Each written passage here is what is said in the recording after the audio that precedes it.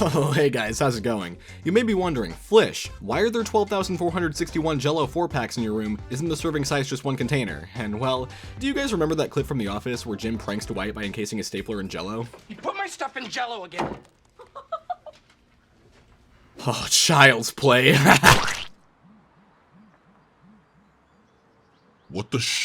The Office is one of the most iconic TV shows of all time. This sitcom gives us a mockumentary-style look into the batshit insanity that takes place at the Scranton branch of the Dunder Mifflin Paper Company, an office that's not only full of a bunch of crazy pranks, but also some of the most beloved and iconic characters on television. You've got Michael Scott, the eccentric boss, Dwight Schrute, the unstable micromanager, Jim Halpert, the laid-back office prankster, Pam Beesly, Jim's co-conspirator and love interest, Kevin Malone, the dumb fuck, and so many more. This is a show that I've appreciated since my early childhood. I've got so many memories of seeing this on my parents' TV while I was playing on my DSi, and then of course growing up and watching the series myself multiple times. Even nowadays, I'll often find myself just binging random clips on YouTube. The fact that they got a whole series out of a mundane office environment is impressive in its own right, but pair that with the late 2000s era it came out in, with the dated technology and references, it's great, super nostalgic. The show is extremely popular, and if anything, I'm probably much less of an avid fan than most of the people who watch it today. So many people watch this show over and over again, and can understand any reference, answer any trivia question, or recite any episode from memory. I've never seen a show quite like The Office that's this deeply enjoyed by so many people. So considering how popular and memorable the show is, you'd think it would have been the prime candidate to get some video games based on it. I mean, whenever there's a show I like, I tend to look and see if they got any games to their name, and plenty of them do. But for whatever reason, The Office comes up kinda dry. I mean, you've got this DLC pack for Funko Fusion from 2024 that lets you explore The Office and do quests with some bullshit Funko Pop figures, so that's kinda something. And you know, occasionally there will be some Easter eggs from the show and more mainstream games, which is cool, but in terms of dedicated The Office titles, it's not looking too hot. As of right now, to my knowledge, there are 3 video games based on The Office, with the most recent one being The Office World, a Meta Horizon exclusive VR experience released in late 2024 for some reason. I mean, this is kind of a neat little release, I guess, letting you screw around in the office with other players. Honestly, I've never really cared to play virtual reality games, and unfortunately, this trailer has not convinced me otherwise. Like, what the fuck is this? It's cool that they made a game for this show over a decade after it ended, but this is by no means the definitive The Office gaming experience people have been dreaming of. Plus, you've gotta have a meta quest to even access it. If you ask me, The Office World is pretty dismissible, sadly. So then that leaves us with 2 more video games based on the show, with one of them being a shitty mobile game, and I cannot stress enough how little I care about mobile games. For some reason, I just can't count these, you know what I mean? Like, who cares? But before I move on and get to the real star of the show here, I do feel obligated to talk about this stupid mobile game thing. The Office, Somehow We Manage. I get the reference, but this game somehow manages to be really fucking boring. It's interesting how a bunch of TV shows made for more grown-up audiences seem to get stuck with uninspired cash grab mobile games like this. As cool as it would be to see some of these shows get DS games, nah, apparently the DS is some baby shit. What those adults really want is a crappy mobile game, yes! Well, unfortunately, in early 2022, The Office became one of those victims and got a crappy mobile game. This is an idle game in the same realm as something like Cookie Clicker. You've got a bunch of lifeless Go animate versions of all the Office characters sitting at their desks, producing X amount of money every several seconds. The money you collect can be used to upgrade your production speed, and eventually install more desks for different coworkers to produce money at. As far as I can tell, you just keep doing this over and over again. And unlike Cookie Clicker, this game's broken up into levels with definitive endings, so once you complete the task necessary to finish one level, you start all over again for the next one, which completely defeats the point of this type of game. Like, why did I just do all of that then? This game is pitiful. Quite frankly, I'm astounded. Correct me if I'm wrong, but I thought the whole point of these idle games was to spend a few minutes at the beginning setting things up, then going outside and living your fucking life while these things rack the numbers up for you in the background, with no real goal besides enjoying the dopamine hits these numbers give you. Occasionally you'll pop back in for a few minutes at a time to upgrade your setup, but ultimately it's supposed to be an endless satisfying cycle of watching your number grow bigger and bigger and never having to fully commit your time to it. For whatever reason, that's not what happens in this game. Having levels with set goals means there's no longer any reason to let this stuff rack up in the background. You pretty much have to sit here actively staring at these stupid morons typing some bullshit on their keyboards until you've got enough money to upgrade them. And then even when you do, everything you sat there waiting for is just gonna go away when you complete the level and move on to the next one. They basically made a video game out of watching progress bars slowly fill up, but you sometimes have to tap things on the screen to make them keep filling up. That's basically what we've got here. There are some silly little character interactions in here that attempt to capture each character's personality, but they all feel forced and kinda lame. The immersion's broken even more when you acknowledge the fact that the value of each office worker is ranked like a fucking Fortnite skin. I got to the point where I unlocked Epic Stanley and then called it quits and never looked back. That was like 5 minutes in. I can't be bothered, man. There's a small chance the game gets like legendarily good later on, but it would appear that they purposely designed it so that the early game is so slow and monotonous that you'll feel the urge to buy their shitty microtransactions to speed things up, which I would never do in a million years. The game sucks, it's a stupid cash grab. It doesn't even have any background music either, just office sounds. Take all of this in and tell me you want to play this game for 3 hours. You know what, man? I take back what I said about this game's immersion. It's actually on point. It really feels like I'm working a boring-ass 9 to 5. So yeah, this game isn't good, nor is it very interesting. Luckily though, now that we've knocked these duds out of the way, we can finally take a look at the big one. The only physical video game The Office ever had, the only game the show got during its airing, and not several years afterwards as a nostalgic cash grab. The Office for PC, released in 2007 during the show's 4th season. A CD-ROM that can only be played on personal computers. You can get a general idea of what the show's other games are going to be like just by looking at them, but this game? It's pretty mysterious. At first glance, it doesn't really explain anything to you. It's just a generic promotional photo from The Office on a game case. There's no quirky subtitle like the mobile game had, nothing on the box art indicating what the game's all about. This is just simply The Office for PC. I find it fascinating how little known this game's existence is despite the popularity of the show, and that's what led me to buy it off of eBay and take a look at it. It's just crazy how a product based on The Office, let alone a full-on video game, was able to fly under the radar like this and end up nearly forgotten about. I feel like most of the show's fans don't even know about it. For being a PC game, it's not readily available to download pretty much anywhere. Unless you want to take a gamble with one of these shady ass websites, you pretty much need a physical disc to play this game, which luckily for being so obscure, there are plenty of copies available for cheap on eBay somehow. But still, man, like, what gives? I mean, it's a game designed for PCs, so you'd think it would maybe be available on Steam? It's not. And forget Steam, why is this even a PC exclusive in the first place? The Office is a popular show, man, and it was coming out at the perfect time in the late 2000s to get some mediocre video game releases on the DS and Wii. There are so many less beloved shows that got video games on those platforms. Why is it that these games can exist, but the only game the freaking Office could score was an obscure CD-ROM for the PC? Had this game been released on the DS and Wii as well, it would have easily been more well known. They apparently even planned versions of the game for those platforms, and a few others, but those all got scrapped for God knows why. Guys, the game would have sold on these systems. Hell, you could release a game about The Office right now on the Nintendo Switch or something, and I guarantee you people would buy it. The show's still popular, and the Switch has a huge player base. But no, instead you released a stupid-ass freaking VR exclusive that no one can play. Why restrict your games to such limited platforms? Why is this a CD-ROM game? My PC doesn't have a disc drive. I have no way of inserting this disc into it. Do you want to know what hell I had to go through to get this game working? I had to go on Amazon.com and order a USB disc drive. Okay, so that's like not a big deal, but still, even when I did do that, I kept getting this Windows security error that straight up prohibits you from opening the game. Doesn't even give you the option. I had to look up solutions online and run some command prompt bullshit to bypass the error and get the game to run. What the hell, man? But alright, let's settle down now. Before we start playing the game, we gotta take a closer look at the box. Like I said before, this is an incredibly straightforward, no-nonsense cover. It's almost like it wants to hide how shitty the game actually looks by just taking the key art of The Office's 3rd season and turning it into the game's box art. Though this is appropriate enough, seeing as the game was released in November of 2007, when the show had just finished Season 3 and was a couple months into Season 4. This cover also tells us that the game was developed by Mumbo Jumbo, a studio that released a ton of games that I normally make fun of because they look fucking stupid and nobody's ever heard of them, but unlike The Office's game, they actually all got releases on the DS, so you know, people actually got to experience these ones. Priorities. Now the back of the box is way more interesting and gives us an actual peek at what we're going to be doing in a second. So you think you could survive the zany workplace of NBC's Emmy award-winning comedy series The Office? Gee, thanks for specifying, you know, normally I'd think I could survive, but with that Emmy award they won and all, man, I don't know, I'm not too sure anymore. This little checklist boasts in-game caricatures of cast favorites, season variations, collectible items, computer-controlled rivals, and most importantly, humorous pranks. Oh man, I can't wait to find out what all that bullshit means. It's time to play all the fast-paced fun. Let's insert the CD-ROM into the external USB disk drive and see what this game has in store for us.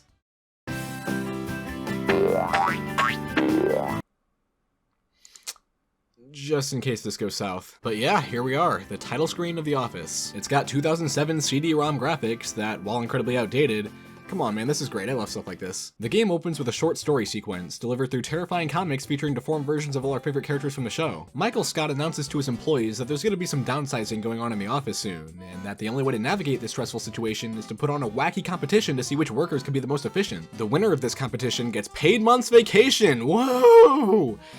And, you know, the loser gets laid off and has their life ruined. So that brings us to the gameplay itself, which is best described as the Dunder Mifflin Paper Company equivalent of Diner Dash, a game where you have to frantically cook up a bunch of food for impatient customers. This game is basically that, but with paper? We play as Jim Halpert, and our first opponent is who else but Dwight Fart Schrute. These desk workers here will ask the two of you to bring them certain things from around the office to complete some orders for customers. This could include folders of a specific color, more of which are added in later levels, papers from the printer, or files from the filing cabinet. After each part of the order is completed, you then bring it to the shipping box in the corner and convert it to Schrute bucks, which then allows the employee who gave you that order to provide you with a new one. And this process repeats in a very hectic fashion until you eventually fill up this progress bar, thus completing the level. Now in the midst of all this chaos, you might find that you've accidentally filled your hands with a bunch of shit you don't need. If this ever happens, you can discard it in the recycle bin, but situations like this will eat up some of your time, which is more valuable than you may think. Because remember, this is a competition, and while you're running around completing these orders as fast as possible, your rival Dwight is doing the exact same thing. And he wants to be faster than you, so you get fired instead of him. These green folder icons beneath each employee represent parts of an order that you completed, while the red ones indicate parts that your opponent completed. To beat the level, you simply need to be more efficient than your rival and fill your progress bar before they do. And if your opponent completes more tasks faster than you do, you lose the competition, which is just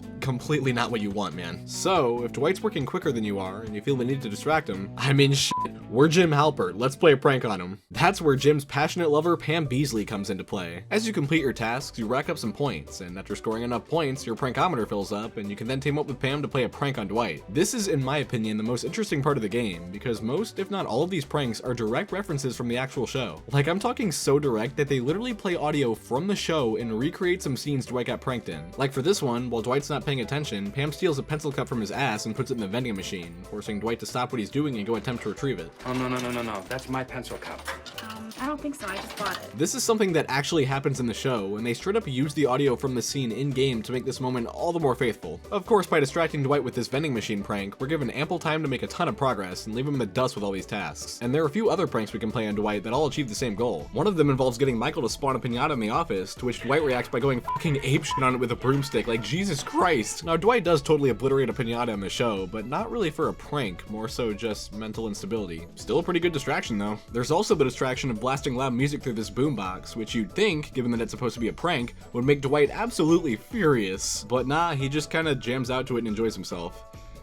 Fucking pranked. So yeah, that's basically the general gameplay loop. Complete all these orders as quickly as possible, and distract Dwight with pranks so you can increase your lead. As you complete more levels, various other gameplay elements come in to make things a bit more interesting. There's this coffee machine over here that every so often gives you a massive speed boost that lets you zip around the office completing tasks like some kind of task completing madman. There's also the vending machine, which you can occasionally buy a snack from to bribe one of your coworkers with. When you bribe a coworker, anything your opponent did for their current order will now be credited to you instead. This is a very ethical and legal method of maintaining a lead on your rival. Good stuff. As you clear more levels, these machines get upgraded and give you an even girthier edge over your opponent. Finally, there's the occasional mini event, where Jan from corporate comes in and grinds everything to a halt so she can make you play a stupid minigame to increase your score. Stuff like making you find and pick up various items scattered around the floor after Michael drops them, or having you collect a bunch of suggestions for the suggestion box, which are all worth random arbitrary amounts of points. I have absolutely no idea why these minigames are here, but I guess it spices up the gameplay a little bit. Another thing that spices up the gameplay is taking advantage of our coworkers. As you get through more and more levels and the game gets harder and harder, you unlock various coworkers from the office to help you out in different ways, which is a pretty fun way to include these characters. Each person provides you with a unique benefit. For example, Kelly Kapoor increases how fast you run after drinking coffee, Karen Filippelli gives you an extra prank to use each level, various other characters increase how many points and combos you can get from completing various tasks, stuff like that. You can only bring a few of these people with you at a time, so you really have to think about which combination of characters and abilities makes for the most productive and efficient team possible. I really appreciate how a lot of these abilities actually kinda line up with how the characters are in the show. A lot of these just make sense. One thing I don't appreciate though is the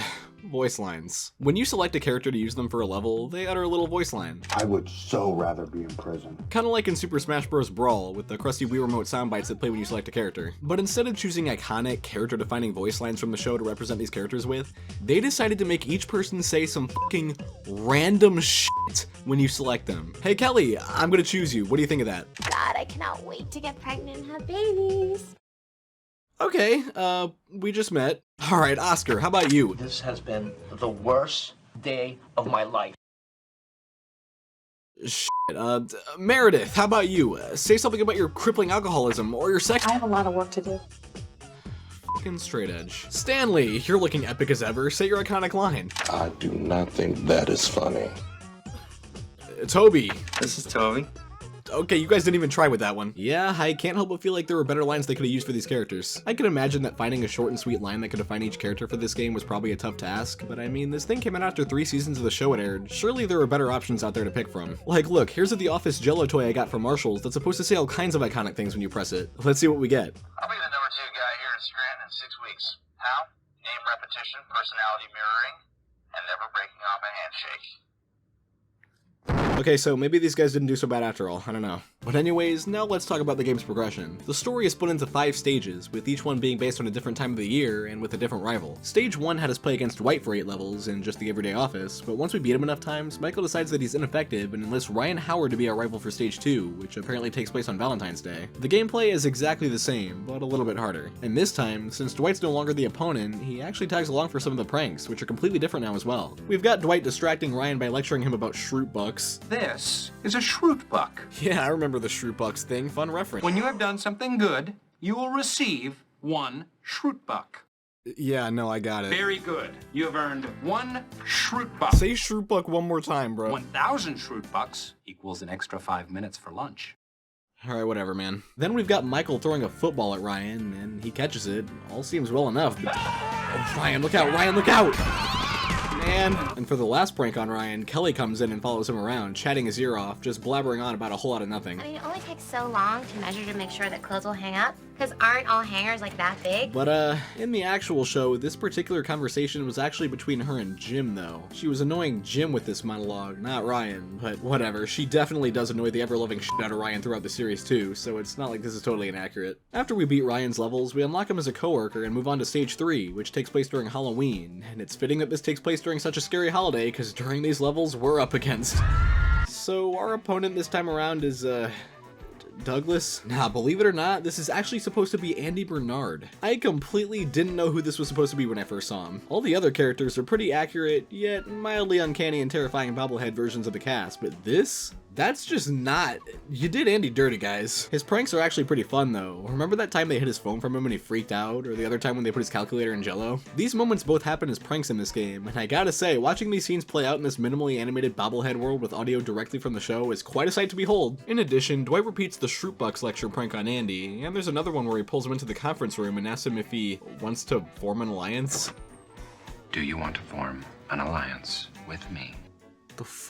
Again, this is something that happened to Jim in the show, and also isn't really a prank, but I mean, cool? I guess he's distracted? Well, after beating Andy's levels, we move on to Angela in Stage 4, which takes place during Christmas. The gameplay is the same as ever, and by this point, you might have noticed how repetitive it's been. Part of me feels like I'm losing my mind playing this thing. Not only has the gameplay not changed at all, but you hear the same sounds over and over again. It's a form of psychological torture. After every single level you complete, Jim unenthusiastically exclaims, not a bad day. Not a bad day. Not a bad day. Not a bad day. Not a bad day. Not a bad day. Hey Jim, what kind of day you been having today, bud? Has it been a bad one? Not a bad day. Whoa! And it's not just that. The sounds of all the tasks you're completing, the sounds of the coffee machine, hearing the same 3 pranks per character play out over and over again. How many times do I have to hear Kelly recite the same annoying conversation, or hear Andy had the exact same meltdown over his calculator, or hear Dwight not shut the fuck up about the damn Shroot Bucks? Am I being pranked by these people right now? It's working. How do these people even keep falling for these pranks? How many times can you be fooled by the exact same prank? Are you stupid? Towards the end of the game, they got really keen on just reusing old pranks for new characters. Angela's pranks include reuses of the Shroot Bucks lecture and the Alliance thing, which means great. We get to continue hearing these same bits play out over and over again until we beat the game.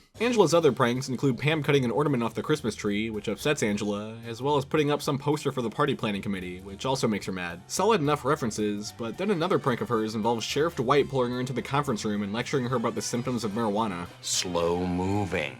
Inattentive. This did happen in the show, albeit not to Angela. And a funny little thing about the in-game variant of the scene is that I guess they had to edit out the word marijuana, presumably so the game could be rated E for everyone. Let's go over some of these symptoms. You tell me who this sounds like. So while talking to Angela about it, he just kinda lists symptoms, not specifying what they're from, and anyone who hasn't watched this scene from the show would likely have no idea what he's talking about. Anywho, after we beat Angela's levels, we move on to the 5th and final stage, which is against Michael Scott himself. And this stage takes place on Michael's birthday, which I find kinda funny for some reason. Like, of course this fucking guy would put his birthday as a level in this game. Michael is, I guess, the hardest opponent? Being completely honest though, you really can't tell. It hardly feels like the difficulty even increases over the course of the game. I'm sure the opponents do gradually get faster, but between the constant pranks that bring them to a halt for like 20 seconds each, the coffee making us lightning fast, and all our coworkers giving us these overpowered ass abilities, the opponent never really stands a chance here. There was not a single level I even got close to losing. Some mild scares here and there, with the rival being right on my ass for a few seconds, but this was by no means the hectic and stressful experience you'd expect from a Diner Dash type game. You do get the option to increase the difficulty, But yeah, even on the hardest setting, this game's an absolute breeze. You pretty much have to avoid all the powers this game throws at you to get any sense of challenge, but at least we can still enjoy the pranks. So they did it again and reused the Shrootbucks prank, the Alliance prank, and the marijuana prank for Michael, which is phenomenal. I mean, it had been several seconds since I last heard these pranks, and I was just really hoping to hear each one 30 more times. Thank you, man, seriously. Michael's other pranks involved Jan entering the office again, and Michael just following her around all weird and trying to talk to her sexually. Then for his other prank, Pam just straight up puts an open burning grill on the floor for Michael to step on and burn himself with. Holy shit, winning isn't everything, guys. I mean, it's a good reference to the show, but damn. Now, with that being said, you know, I hate to be the guy that picks apart all these references, but for some context, in the episode this takes place in, Michael accidentally steps on this grill in his own time. None of the employees had anything to do with it, right? So after that goes down, he calls the office and explains to them what happened over the phone. And that's all fine enough, but then when they use the audio from the scene in the game, like they've been doing for all the other pranks, they just like play the audio from the phone call in a scene that's now taking place in person. I burned my foot! He's speaking in shitty compressed telephone audio in person, and then his voice immediately sounds normal again because right after that, they use audio from a later scene where he's now back at the office talking about it. So in the same sequence, they use phone audio from this scene and in-person audio from this scene. I burned my foot! Today, I got up, I stepped onto the grill, and I clamped down on my foot. That's it. It's incredibly jarring and not seamless in the slightest. It just sounds so stupid. Hey Pete, how's it going? What? Speaking of stupid, now that I've gone over all the pranks, there's something about this game that I've been neglecting to mention. The laugh track. Every time you pull a prank in this game, a laugh track plays afterwards. And I walk around the tiles to get an outfit. It's a really quick, exaggerated laughing sound that abruptly cuts off after like a second. And again, it plays after every prank you do. I don't think so, I just bought it. I think so, and you're gonna hand it over to me.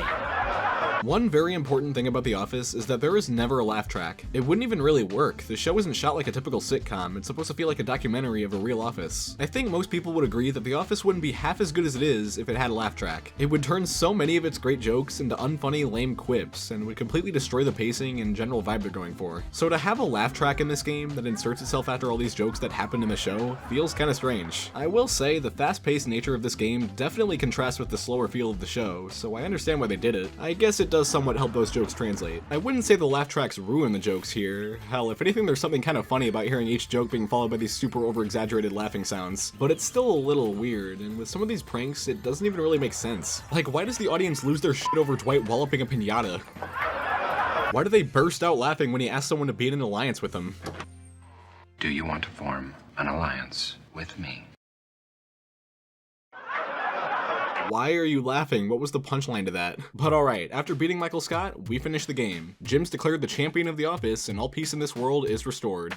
Not a bad day. Man, what a triumphant ending. And that's pretty much the entirety of this game. Once you complete the main story, there's really nothing else to do except replay old levels, which is sort of redundant because they all feel the same anyways. In theory, there would be the extra challenge of trying to get a gold badge for each level by scoring enough points, but with how easy this game is, the real challenge would be to avoid getting any at all. There are a few little bonus features, like this achievements menu, where various iconic items from the TV show are unlockable by completing certain tasks in the main game, which is a pretty neat little extra. They don't do anything, but it's just fun to see the references. You can create multiple save files in case you're able to find a second person who cares enough to complete this game. And there's this character bios menu that lets you view a little description of each character in the game, which is a nice extra touch for fans of the show. And to my knowledge, that was all the video game content The Office ever got. I find it baffling that for a show that still remains one of the most beloved of all time, this, aside from these throwaways, is all we ever got. I 100% think that The Office deserved way better than this. The game's got no substance, it's the same shit over and over again. You just click on what the people tell you to click, then bring it to them. Repeat for a few minutes per level. Even on the hardest difficulty, you're never in any danger of losing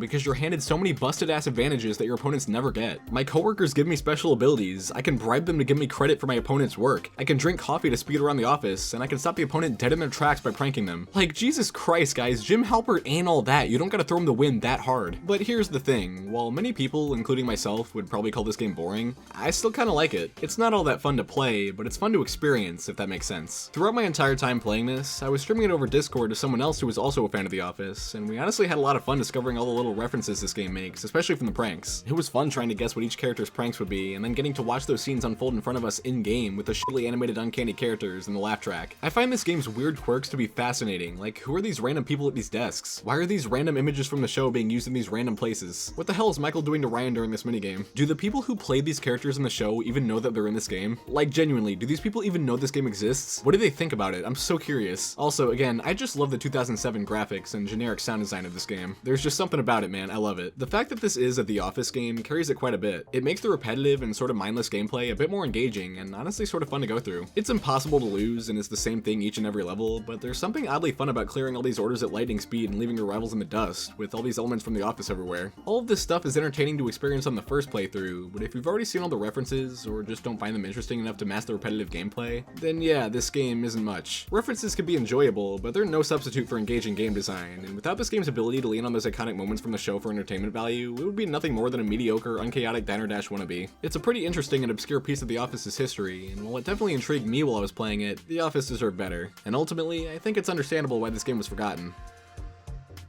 This one's also pretty shit. Well, now that I've gotten that out of my system, I guess I'll just go see what Pete's up to. Hey dude, what you watching? Oh dude, you've got to see what's on the news right now. This is crazy. This morning, a local Staples building was found encased in a heaping mountain of Jell-O. Yes, you heard me correctly, f***ing Jell-O. What is all this Jell-O? Both employees and customers of the store are in disbelief as they express their thoughts on this strange matter. Yo, how dare they do this, bro? Pisses me off. Wow, how about that, huh? I mean, what do you think, Pete? That seems like a pretty awesome prank, doesn't it? You know what? It's kind of lame, actually. I mean, just Jell-O? Like, if I was gonna prank an entire store, I'd be thinking, like, explosives, tigers... Just shut up, Pete! Jeez, well, someone woke up on the wrong bed of the... Oh, that is it. Pete thinks my pranks are lame, huh? Well, he's stupid. I'm gonna teach that 5-pointed shit a lesson. I may have used up all my Jell-O for that Staples prank, but there's something else I purchased an obscene quantity of for this very occasion. Motherfucking bananas! Oh! Your pranks suck ass, Flish. Well, shucks.